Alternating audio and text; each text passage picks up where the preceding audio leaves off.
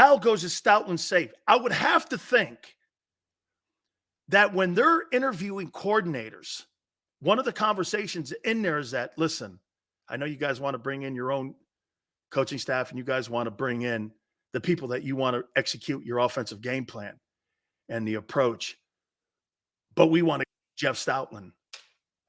Okay? That would be my take. Well, I'll just tell you this. That thing we saw yesterday was an abomination. It was just it was 35 minutes of lying. I called it the fireside chat. It was a little bit of a fireside chat. And I could not wait for Angelo Cataldi.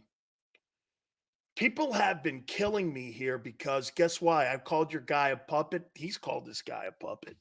And remember, folks, Philadelphia Sports Talk Bible. You want to know how to get under Philadelphia sports fans' skin? Page 133. Here he is right here. Angelo, I could not wait for you.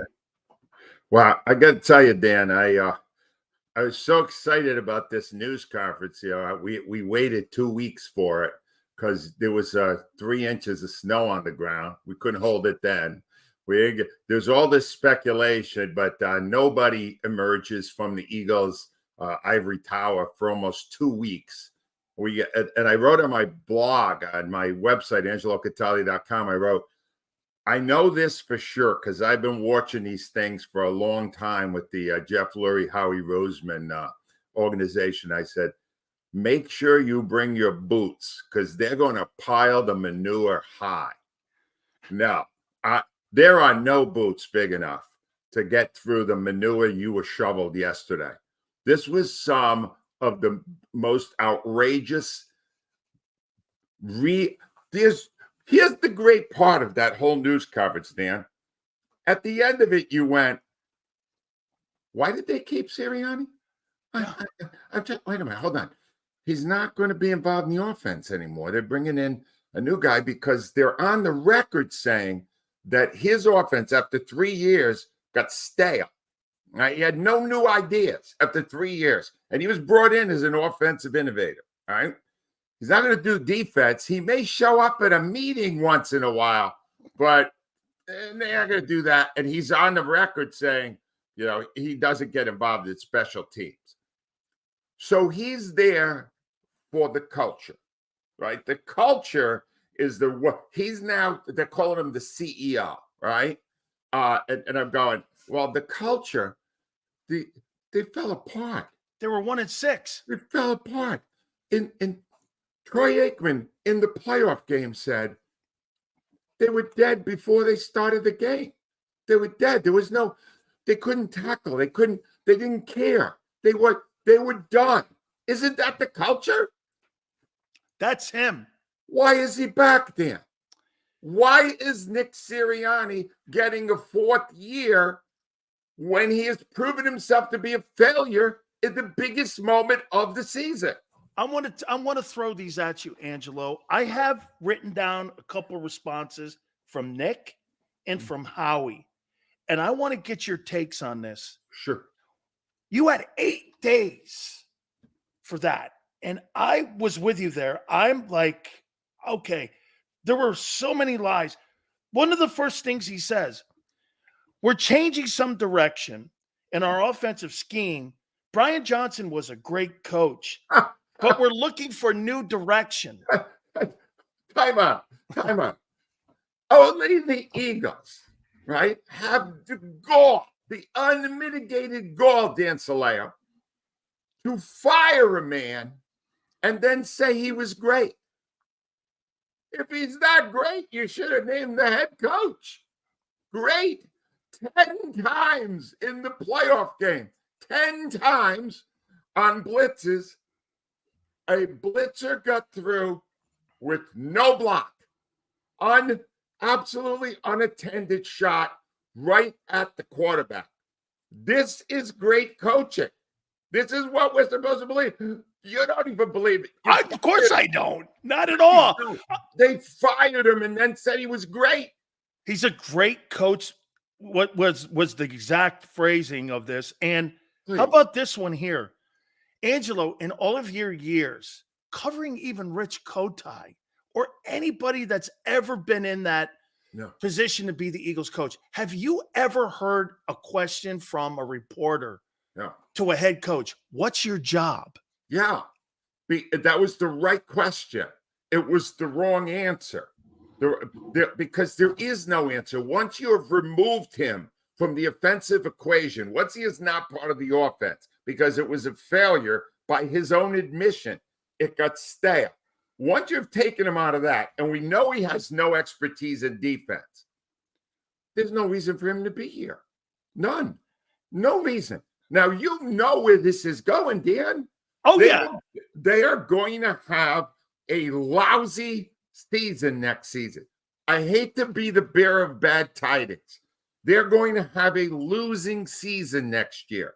They're going to lose more games than they win, and they're going to fire Nick Sirianni.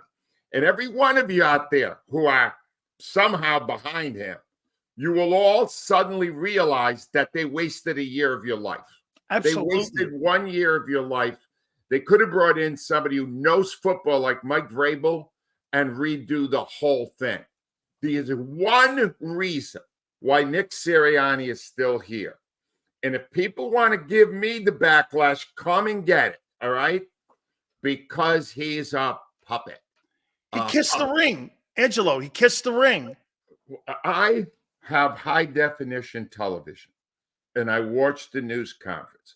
And Sirianni, in the role of Pinocchio, was right there as a puppet. And he said it was entirely his decision to demote what's his name, Desai, and bring in Patricia. God, strike me down dead right this second if I'm not saying that that's BS. Total BS. That had all the fingerprints of Lurie and I want to lead you with that here to this, Angelo, because Howie was asked that, and I wrote it down here off the transcript. Howie said that was Nick's call. Okay, mistake number 758. Howie was asked the question about the talent on defense, and I'm going to tie this in. Right. He said this: we have a lot of great young talent on defense. And I said, like who? And then they went, I love Nakobe Dean. I'm like, Nakobe Dean can't stay healthy, and he's proven absolutely nothing. Then they went, Zach Cunningham had a great year. Yeah. And so my point is to you now here, Angelo. So what Howie is basically telling you is this is not a personnel issue. Right. This is a coaching issue. Right. How does Sirianni have the job? There's no good reason. It's not logical. It's not logical, Dan. You understand? He said, here's the next thing. All right, so let's just say that it was Sirianni's decision to go from Desai to Patricia, right? Who brought Patricia into the organization? Sirianni or the bosses? The bosses did. The bosses did. Why? Because he was a plan B. If something went wrong on defense, they had the guy there to bring in. If I was still on the air, based on what I've now witnessed, Dan Sileo, I would be holding a Matt Patricia Appreciation Day at WIP Radio, and I'll tell you why. Because if that hack was not on the sideline 6 years ago, when the Eagles faced the Patriots in Super Bowl 52, the Eagles would have lost. And I'm also have a call into the Vatican, because watching Howie Roseman and watching this team operate, I am suggesting to the Pope that Nick Foles and Doug Peterson be considered for sainthood, because that's two miracles, one for each of them, that they won that championship with that ownership. They don't have a clue what they're doing. Do you understand, Dan? Yeah. They don't have a clue. And it's a deflect. They deflected everything. We're going to look like that. They deflected everything yesterday, Angelo. Oh, it was awful. It was just such BS. And it's all, this would have even happened if they still had the PR guy they used to have there. What's his name? I forgot his name now, but the guys they got now, Bob Lang. they just made, Derek Boyko is the great PR guy. The people they got there now are typical PR mouthpiece flacks, and they don't care about the truth. But here's the problem. It's Philadelphia, Pennsylvania. The fans know. The fans who are smart enough to watch this debacle, they know what happened. They saw it as it happened. They knew it was over before the team knew it was over. And what they were sold yesterday was bullshit. I'll say it. And I know I could say, I would never say, it was bullshit. All of it. It was a disgrace. Shame on every one of them that they did that to the fans of this city. The fans deserve better than what they got yesterday. A lot better. Amen to you on this, Angelo. This is awesome. Let me throw this at you here. They were asked the question, both of them, about the firing of Brian Johnson. And I don't know if you read into this like I did. Yeah. To me, they were asked, how did Jalen take it? And Nick went on some soliloquy, and I was like, dude, just answer the freaking thing, man. And then Howie had to jump in because he had to save him because this guy's so uncomfortable behind the mic. Right. Then he was asked the third time, you'll have to ask Jalen. I'm wondering, maybe that's what the rub was between Nick and the owners, that, get this, you fired a guy and you blamed that guy for all of your problem with the offense going stale. You're meddling in the offense. You not putting proper people in proper positions to succeed on defense, and you're blaming Brian Johnson? Yeah. Shit, Angelo. I mean, at the end of the day here, I don't know if Brian Johnson's a good coach or not a good coach. All I know is this guy never had a chance of succeeding because they were constantly meddling. I have no idea who did what on that offense, but it was a mess by the end of the season. Right? Here's what I can tell you. And this is another thing. I've had a lot of a debate with my emailers all the time. They're constantly emailing me. And I give almost none of the blame to Jalen Hurts. He did not have a good season. He made bad decisions. Watch what he did. How many times in a game did he drop back and then have to flush out of the pocket and throw the ball away? How many times? I would wager more than any other team in the NFL. He was blitzed the most. All right? More than any other. Why? Because they didn't have plays that played to the strength of the offense and exposed the weaknesses of the defense. They game planned horribly. All right? No, don't blame Hurts. If you're out there, don't blame Hurts. He showed you what he could do the year before when Shane Steichen was calling the plays. He showed you what he could do when he had good coaching. Put the guy with some good coaches. I don't think Johnson was a good coach. But I can't be sure. Right. Because I don't know how involved Sirianni was. The fact that Sirianni has removed himself from the equation it suggests to me he demoted himself. He said, I clearly was not getting what I needed to get out of my offense. So I'm demoting myself away from the offense. So here's what he's done in 3 years. He took away his own play calling. He knows he wasn't good at that. Then he took away now his powers over the offense. He never had powers over the defense, and he's still a head coach. How does any of that make sense? It just doesn't make sense unless one thing that you taught me, the control factor in that building is the most important thing for management, for them to be able to run the team the way they see fit. If they have that, they're comfortable with him because as long as he's a guy that kisses the Pope's ring, Angelo, he's the perfect kind of coach because you can't have a guy walking in. And to your point, look at what the Chargers just did. They changed course direction. They were so centric on their GMs, A.J. Smith or having Tom Telesco in there, that the Spanos family fired all of that. They hired a guy who they just paid $50 million at the quarterback, the best possible candidate for him to move him to the next direction. You leave Nick Sirianni for Jalen Hurts. How comfortable and confident are you that they're going to put the proper people around Jalen to elevate his game? That's a very, very good question, Dan. And I can only say this, all right? The fact that within a day, they were back in touch with Vic Fangio and were doing a deal for defensive coordinator. Why do you think that is? Well, Fangio this year in Miami had, according to, this is just yards gained against his defense, they were 19th. All right. Miami shed no tears when Vic Fangio said he wanted to come back here. None. Fangio was a consultant to the Eagles during the playoffs, including that Super Bowl debacle in the second half. Fangio's here for one reason, because Roseman and Lurie like the style, the scheme he has defensively, which is bend but don't break. It's we'll give you the short stuff. We're preventing against big plays. Fangio is only back because that's the scheme they want to run. It's not Sirianni's scheme. That's the scheme of the owner and the general manager. That's why he's here. So whoever they bring in for the offensive coordinator, he's going to be the guy that they want to, exactly what they want to run offensively. It comes from the top. Always comes from the top. This has never been as much an owner GM run team as it is right now, with a coach in place who's a total puppet for whatever they want him to do, and a mouthpiece who's willing to look into the camera like he did yesterday and lie, just blatant lie to keep his job. This is the difference between him and Peterson. When it got to push or shove with Peterson, he said, no, I want to do it my way. I want a Super Bowl. I deserve that chance. And they said, get out. And then Sirianni came in last week and they said, what are you going to do? And he goes, whatever you need. I'm here to serve you, my Lord.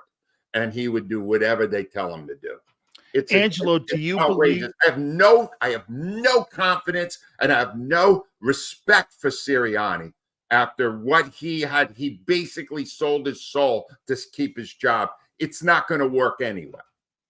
Angelo, do you believe these new coordinators?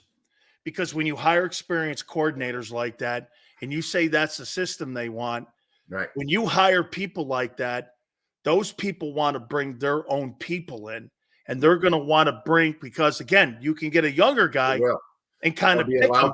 But do you think management's still going to be involved in the position coaches? No, they won't. They will let the coordinators bring in who they want. So that closes the box then on Nick now, where he really doesn't. There's no real job title now for him. Exactly. No, they are going to allow these coordinators to bring their people in. They'll keep a couple of their own guys around, like office snitches, that kind of stuff. But they'll let these guys bring it in. So Sirianni will be presiding over a group of coaches, few if any of which he actually has signed off on. He's doing nothing. He's just sitting there, probably still acting like a boob on the sideline during games. I don't know what else he's doing.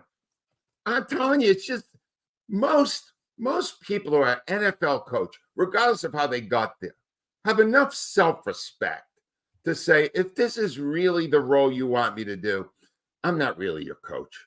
I'm just your mouthpiece. You think he should have resigned like Doug? Well, yeah, he should, or he should have made them fire him and say, no, I'm not doing it. And then they fire him, and whatever he's got left out of his contract, they got to pay him. 2 years. I would do that. I would make them fire me. I wouldn't resign because, he deserves to. He made the playoffs all 3 years on his contract. Right? But you can't lose 6 out of 7 the way they did. And then acknowledge on the air that we need a ton of changes here, but not the head coach. How about this, Angelo? Have you ever in your life ever covered a coach in Philadelphia, no matter what the sport is, with a 670 win percentage, been to the playoffs 3 years in a row, had 2 coaches last year go and become head football coaches, ever get clipped like this and have been this, have his powers taken like this? I mean, like you said, he's a figurehead coach now. He's not really even a coach any longer. He's more of a like a department head. Yeah. I had a great advantage in the years that I was at WIP, especially after the Andy Reid tenure, when I got to interview the coach one-on-one after every game, right? He would come on the day after the game and I would get to talk to him. And Chip Kelly, Doug Peterson, Nick Sirianni. Nick Sirianni never impressed me as being a big thinker. He had a lot of really kind of like these sayings and stuff about. I thought he was doping. Yeah, he had all these things he did that he picked up on coaching, like, every day is a new day and we got to win the day, and we got the dog analogies, the flower analogies, all that stuff. None of it resonated at all with me. I always said to myself, I said to my coworkers, we would say this after we did an interview with him. We would go, it's amazing that guy's winning. He just doesn't seem smart. He's not a good speaker. He's not a good communicator. He's programmed. He's just programmed. And it's like, it's amazing that he's winning. And then he stopped winning. And then you suddenly went, oh, all right. I don't know how he did all that winning, but I know now why he's losing. Because he didn't know what the hell to do. Didn't know what to do. Had no answers during that whole collapse in the second half of the season. Had no answers. And they bring him back because now he's got answers? No, because now he's staying out of the way, and we're going to bring in people who know how to run offenses and defense. There's no reason to have a head coach. Stupid. Absolutely stupid. It's never been clearer that the head coach of the Eagles, as of right now, is nothing more than Pinocchio, and Jeff Lurie is Geppetto. That's where we are. And just watch their noses continue to grow as they lie to the fans. Angelo, you help me on this. It just seems that every time there's a meltdown, the fast and low-hanging fruit is to go to the quarterback. There's stories out there now. It's wrong. And there's all kinds of, how about this? Small whispers. And to me, I had Barrett Brooks on the other day, and he mentioned something, and that story, according to some, was kind of disputed. Britton Covey had a problem with it being said. Now, I get it. A lot of players this year walked a lot of stuff back. However, I'm in the camp. I have to see more, okay, to believe it. I saw a story by Joe, and I was thinking to myself, is this just what they do in Philly? What's your take on the leadership conversation about Jalen Hurts? Do you think that's made up? Do you think that it's just low-hanging fruit for people to go to because they went 1-6 down the line? Jalen Hurts is a terrific leader. Jalen Hurts inspires the people that play for him, especially the really important ones, A.J. Brown, Devontae Smith. Yeah, they have disputes on sideline. They have heat of battle, that kind of thing. I have no reluctance to tell you that Jalen Hurts is the long-term answer at that key position on the team. None whatsoever. I've seen him. I've talked to him. I see the way he conducts himself. He knows what he's doing.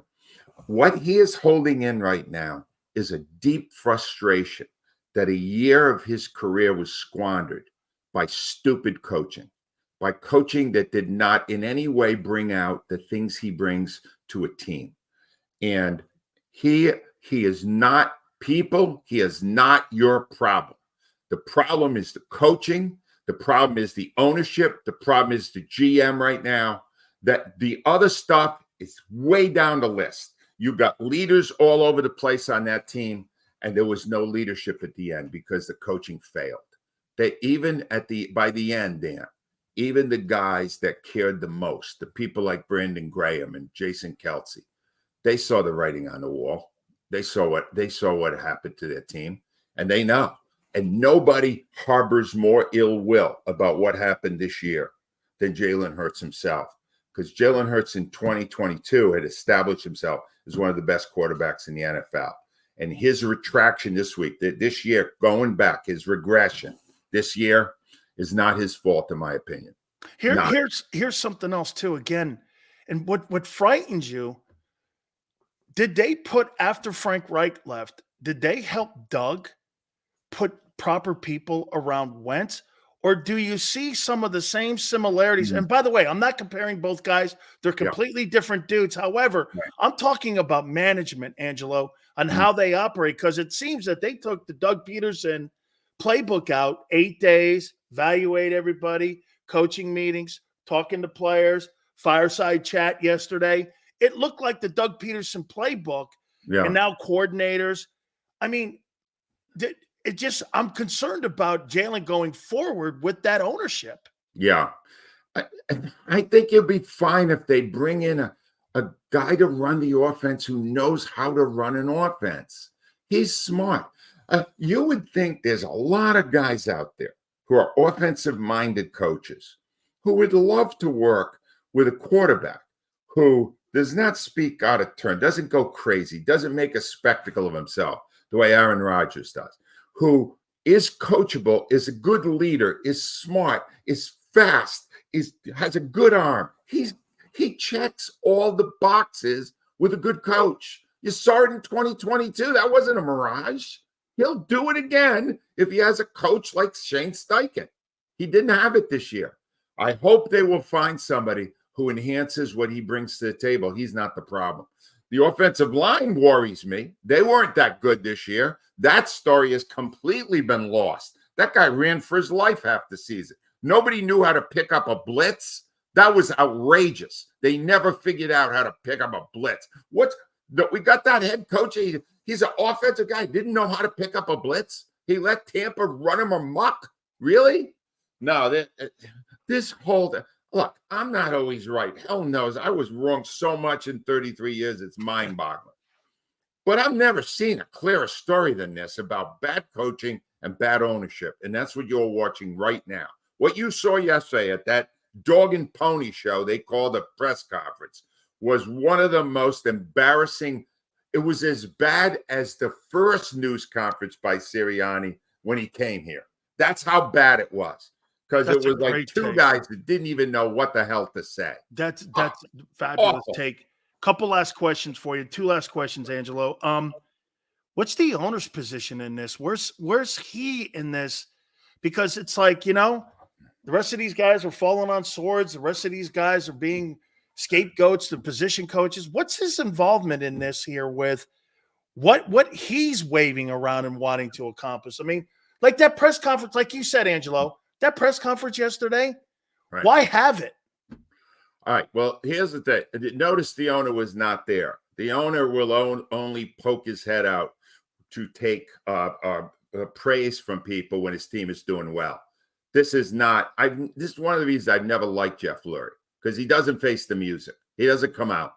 He'll only come out when he's got something to pontificate about what a brilliant. The worst thing that happened in the Jeff Lurie ownership of the Eagles, believe it or not, is that they won a Super Bowl. It was a miracle that they won it. But it reinforced in his mind. In his world, Lurie surrounds himself with yes men. If you're not kissing his ass twice a day and 3 times on Sunday, you don't stick around.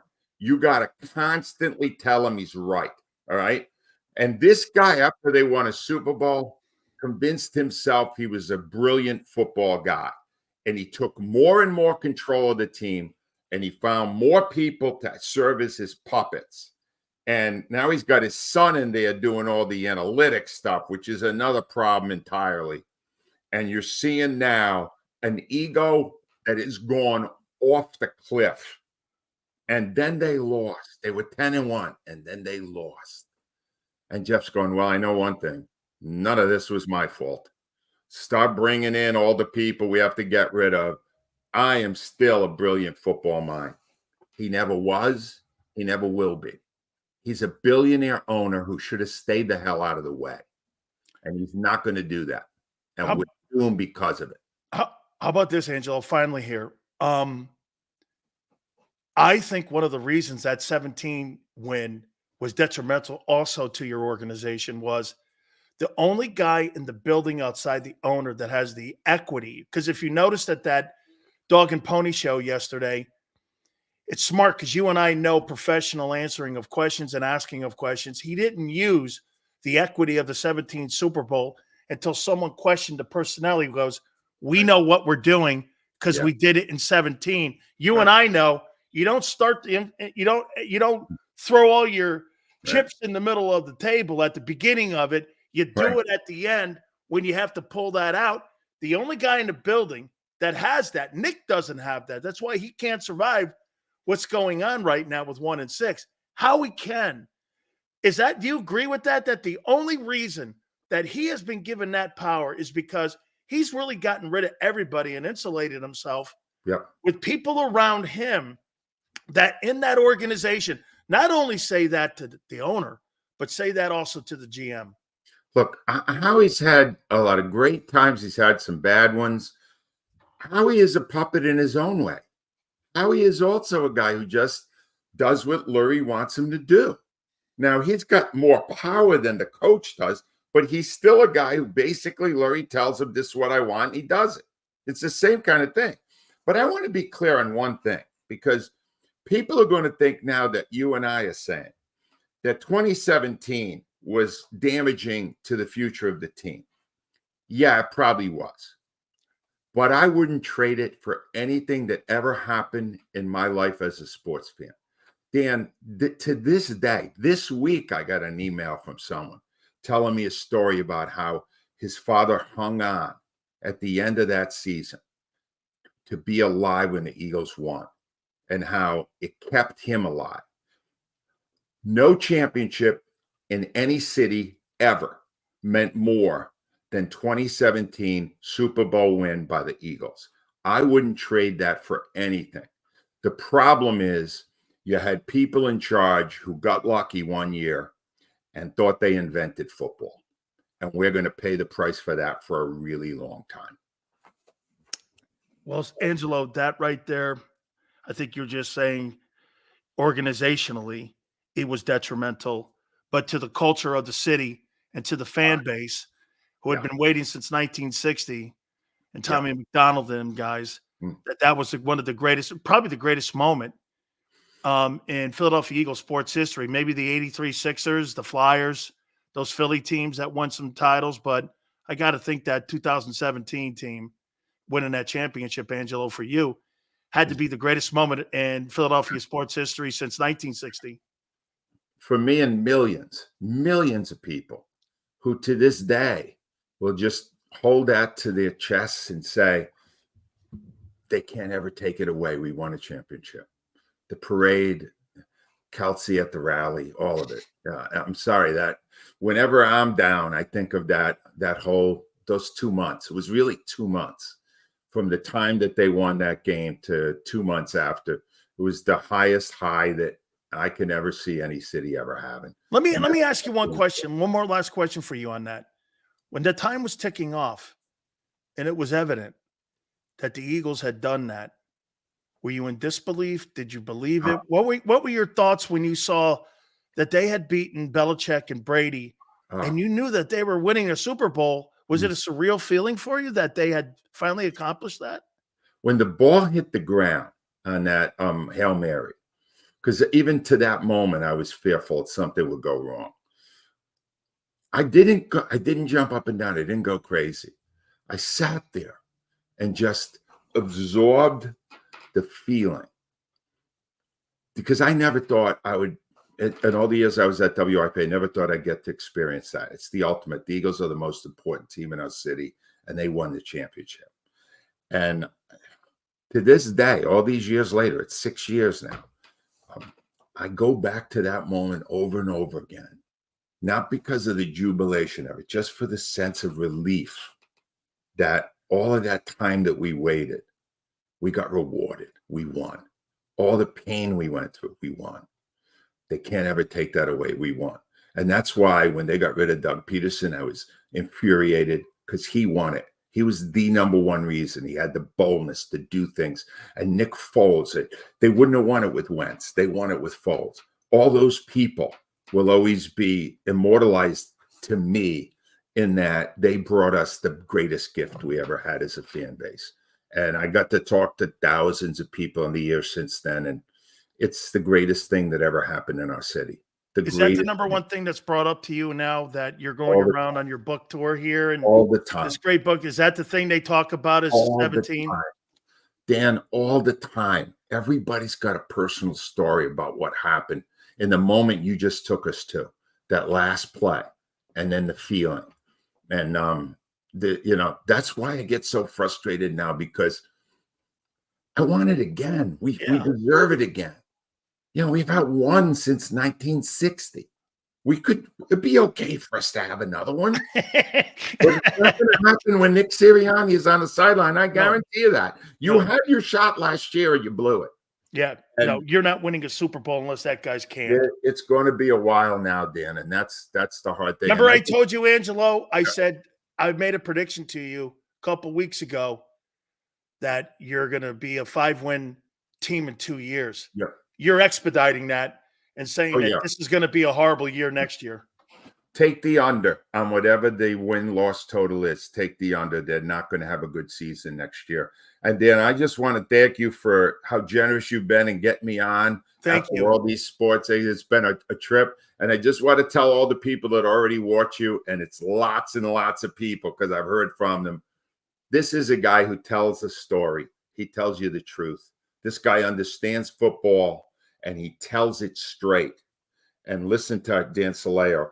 I would just love to just hand the ball off to you, my friend, because I think you are most the style that I enjoyed for all the years I did. God. Telling it straight and not giving a damn what the team or the coaches or the players, what any of them think. That's the greatest compliment. The ball to Dan Sileo. Dan, you're awesome. Hey, Angelo, that's the greatest compliment I've ever had in my broadcasting career. Thank you very much. Folks, do me a favor. Please get the book. Angelo, I won't harass you for another 4 weeks. Oh, you know me, Dan. It's not like I got a lot going on here. So please let me get know. the book. Angelo, thank you, my friend. I really appreciate it. God bless you, Angelo. Okay. Thank you, Tone. Okay. Tone said this: I cried in my father's arms when we won it. That's why I go so hard when this team screws up. Yeah. Whew. It's quite a compliment. Randy Cross will join us. We'll kind of switch gears a little bit and talk some NFC Championship. Tomorrow we'll talk to Kadri Ishmael too. We'll talk a little bit of the Ravens versus the Chiefs. Hit the like button. Keep it here on the National Football Show.